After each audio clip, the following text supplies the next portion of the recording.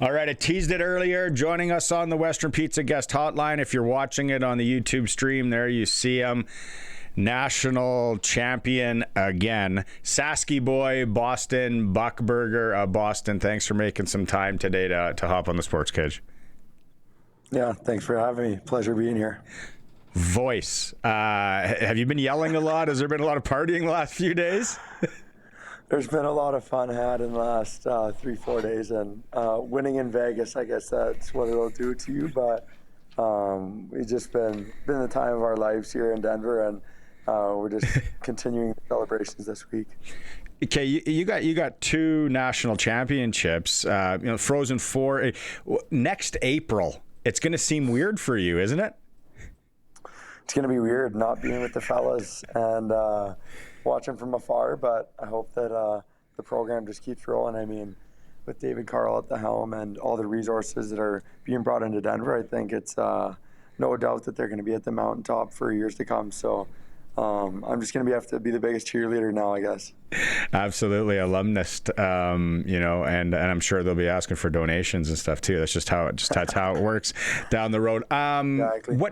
What can you tell us about David Carl that maybe we don't know? Because he's so successful. He's turned down NHL jobs.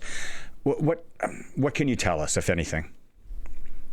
Yeah, I mean, he's such a good person. I think that obviously you guys see the pedigree that he has with all the championships and all the winning he's done over his last, I don't even know, 7 or 8 years. And it's nothing short of incredible. But I think something that I don't think everyone knows about him is when you get him in a kind of like a small group setting, and I've heard from our coaches a bit more of that too, that he's actually a pretty funny guy and kind of a jokester and a prankster. And I didn't know that really until this year, until I started, I don't know, getting to know the coaches a bit better and stuff. And they're telling me, yeah, DC's he kind of gets under guys' skin and he tries to pull some pranks on guys every once in a while. But it's actually kind of funny at the end of the year, like before practice, everyone's skating around, shooting pucks, whatever.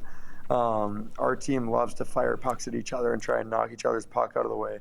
And I think it was pretty funny at the end of the year, last couple of weeks, DC kind of jumped in on it, and I'd keep looking back and he's trying to fire pucks at my stick. And I'm just like, what's going on here?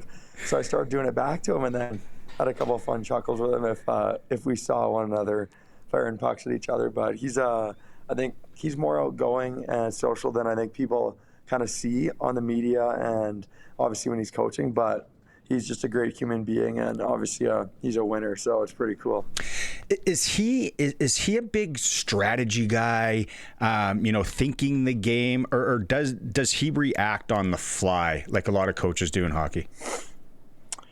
Well, we have a really good strategy we go into every game with, and that starts on the Monday of every week. And I mean, for the Frozen Four, because we had the week off before we started pre-scouting Michigan, probably a week and a half before the game on Thursday, which is pretty cool. And it just shows the detail that he goes into every game with. And so, yeah, he does have a lot of strategy, but say if a team's beating us through the neutral zone really well with our forecheck, then who knows, we might sink back into like a 1-4 and try and, clog up the neutral zone a bit more. Yeah.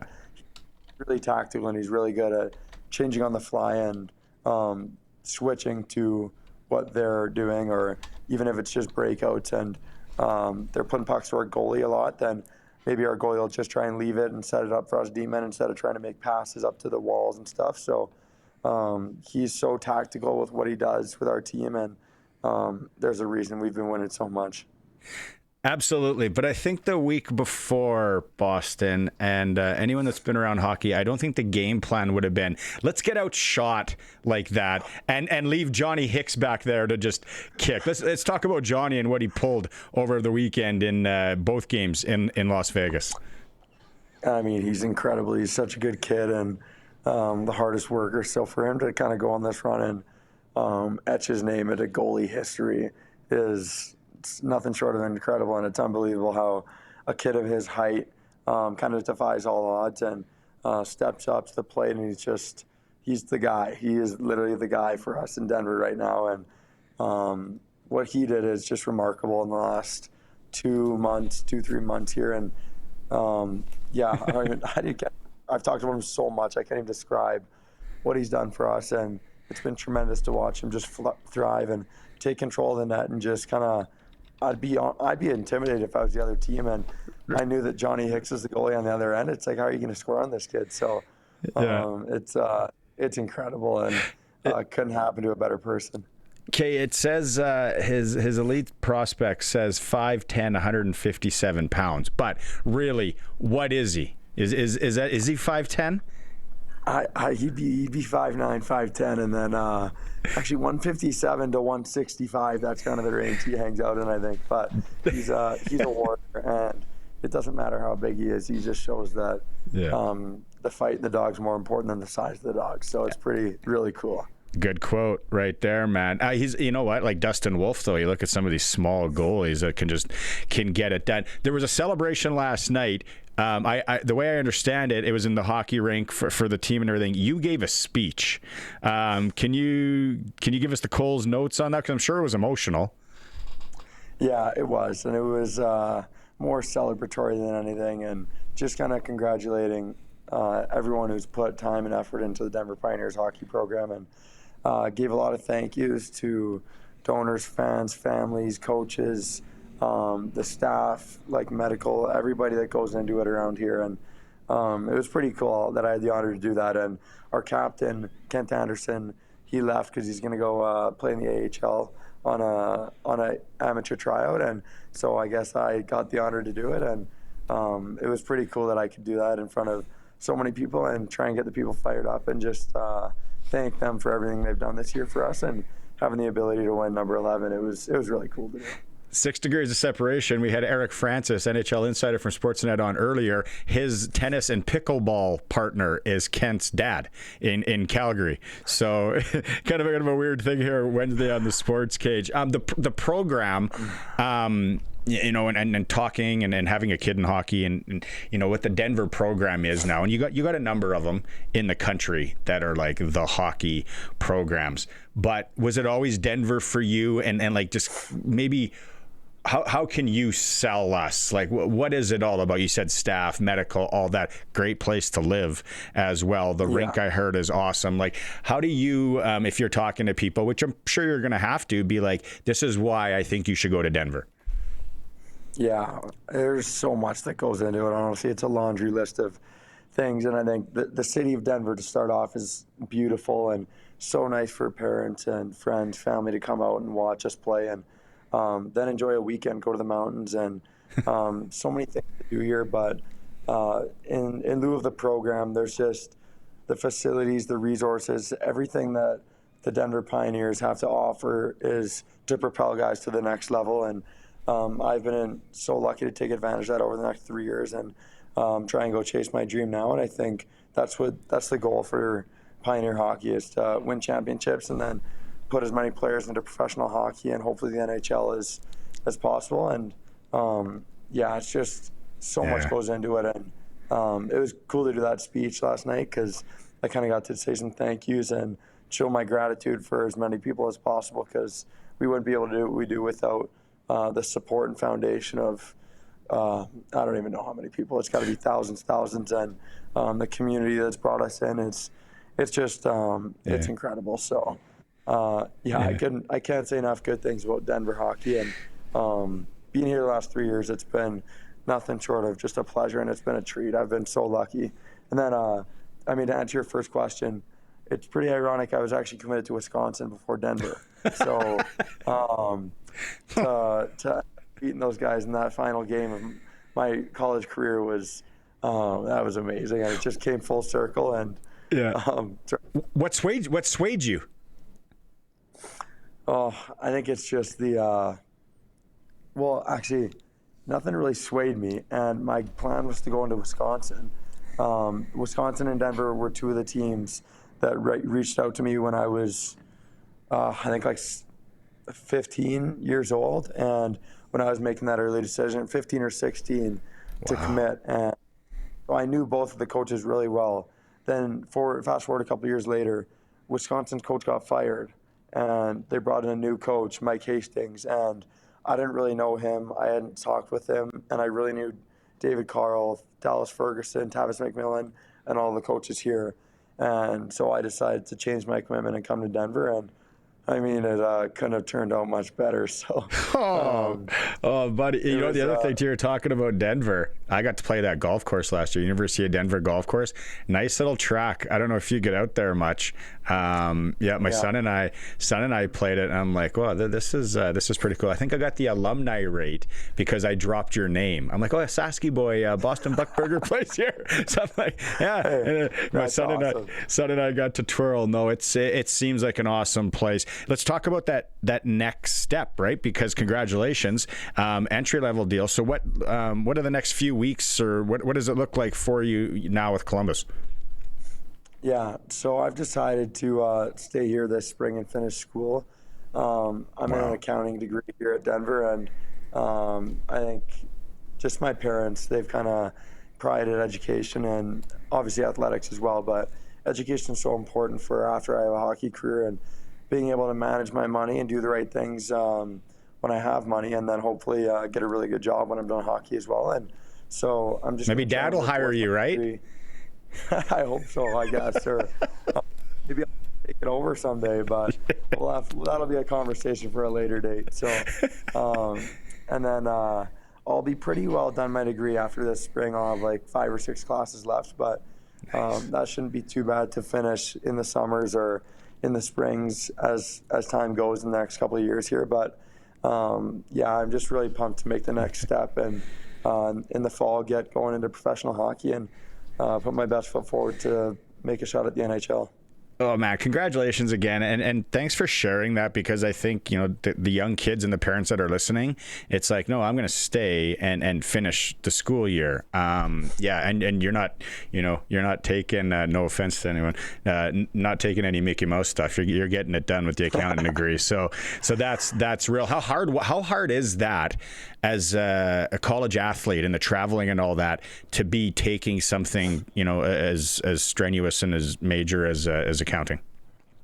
Yeah, it's not easy. Me and my roommate and one of my teammates, who is Samuel Harris, who is also in accounting. It's been a grind this year, and honestly, it's been some late nights and not a lot of fun sometimes when you just want to prepare for the weekends. But we just kept reminding ourselves that we'll thank ourselves in the long run to have such a good degree that we can do so much with, and just always knowing that there's more to life than hockey and sports. And it hasn't been easy, that's for sure, but I think it'll be worth it one day, and worth just, I don't know, studying a couple more hours every week, and you can get her done. It's not too bad, especially when you're living out your dream playing college hockey and having so much fun every week. So did you take any books to Vegas? Zero schoolwork in Vegas? I think I had my iPad, but that was more for Netflix than anything. So I think it was nice to just ease the mind on school. And I haven't been to class this week yet, so I think that next week it might be a rude awakening. But we'll handle that when a lot of the celebrating this week is done, and hopefully my professors are pretty lenient with that. But I'm sure I'll have to do some grinding here in the classroom in the next couple of weeks, but that's okay. Get David to make a call or two or somebody. A few other things that I want to talk to you about personally now that we got you here. It's Boston Buckberger joining us on the Western Pizza Guest Hotline. Just won another national championship with the University of Denver. First off, that COVID year, it probably seems like a long time ago. It was really weird. Was that your second year AAA midget with the Blazers, and then things just shut down? Yeah, it was. So we had a great team that year. We had a ton of WHL draft picks, and Sizzo we were coaching. Probably going to make. We were going to try and make a run at it, and I'm trying to remember that COVID happened, and we actually lost to Tisdale in my second year, I think. So I actually think we got knocked out that year. But then the following year, when it was my third year midget, that team was stacked, and we had, I think, like Holden Dole, who was the leading goal scorer the year before. We had a ton of WHL talent, some collegiate commitments. My twin and I, we had a bunch of good goalies, and we only Malinowski. We only played 4 games that year. It's a shame that we couldn't go and have a run at the TELUS Cup, because, I mean, that would have been the year to do it. And the Blazers have been really good recently, and they have made some runs, but I'm pretty mad that I missed out on that because we had quite the team with Scott Sissons coaching there. So, yeah, I mean, the Blazers did a lot for me, though, so I can't thank that organization enough. I remember that. That's why I asked that, because I'm like, I think that's the year the Blazers are like an absolute wagon, and then just poor kids, right? Like everything just kind of shut down. You do have a twin brother, Braxton. He's playing with the University of Saskatchewan Huskies, which made a run this year.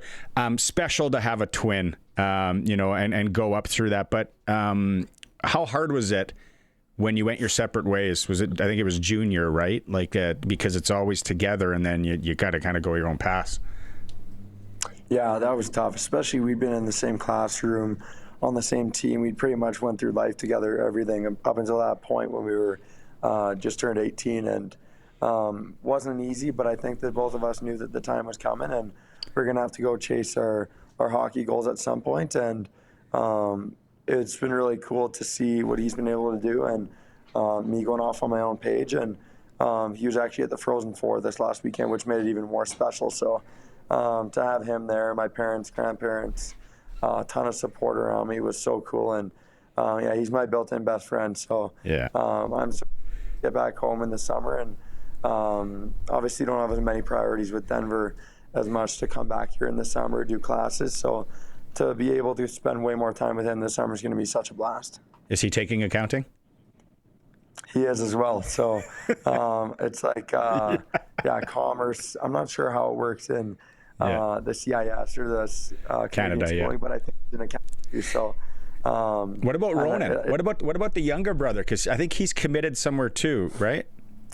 He's committed to Ohio State, and he's playing in the USHL right now. And I actually gave him a phone call earlier. It's pretty unfortunate, but he tore his ACL in practice about a week and a bit ago, and he was just coming off a separated shoulder. So the kid's been through a lot in the last month and a half, and I just really hope that he can get the treatment he needs for his ACL, and then he'll be going to Ohio State, I think, next year, but still got to figure a bunch of things out this summer, and obviously an ACL rehab is no joke. So whatever he can do and whatever I can do to stay in his corner and keep him positive, I'm going to make sure I do that. And he's a hell of a hockey player too. So really looking forward to seeing what he can do in the future. Yeah, and he's a grinder. He'll be okay. Okay, so lastly, I got to ask you, Dad Ashley Buckberger. A lot of people listening in the Swift Current area, Southwest Saskatchewan, gonna remember that name. Memorial Cup with Kamloops, two-time WHL champ. So now, who's got the bragging rights though? Two-time WHL champ, two-time Natty champ. Who's got it? Yeah, I mean he won a Mem Cup too, so that's pretty cool. And I don't know, maybe one day we'll sit down this summer and weigh what means a little more. We'll do some digging, do some research, but he had himself a pretty cool career. And looking up to him my entire childhood, my whole life has been really cool, and just wanted to kind of emulate what he did as a hockey player. And I just want to make the NHL. I think I'd have the one up on him if I make the NHL. So there you go. That's what I'm for. Does he still skate? Can he still twirl pretty good? He's actually, I think the last couple of months, he's been out playing some old pros hockey with the fellas.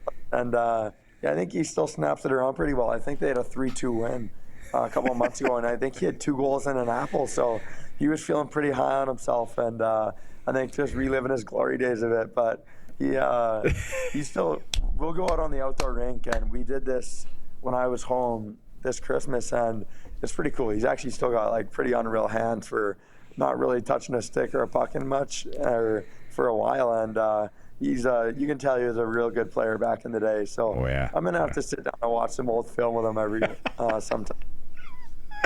Yeah, no, and they got that great alumni skate and the old pro skate in Saskatoon. Those guys all still can snap it around. I've seen it myself. So Boston, awesome job, man. Well-spoken kid. Really appreciate you doing this. Best of luck. Maybe we'll get to catch up again. Like I said, we got to get your dad on the nooner. That'll be funny, and we'll have a fun episode on that. That'd be great. You better let me know when he's hopping on there. That'll be awesome. Absolutely, man. Absolutely. Kay, take care. Best of luck again. Thanks for doing this. Thank you very much. Really appreciate having me on today. Cheers.